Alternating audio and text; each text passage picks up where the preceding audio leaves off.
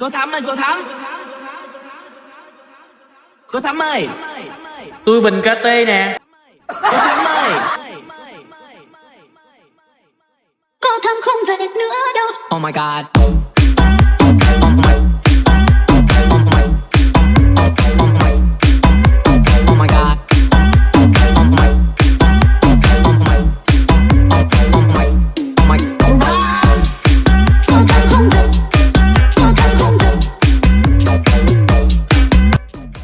Hello mọi người.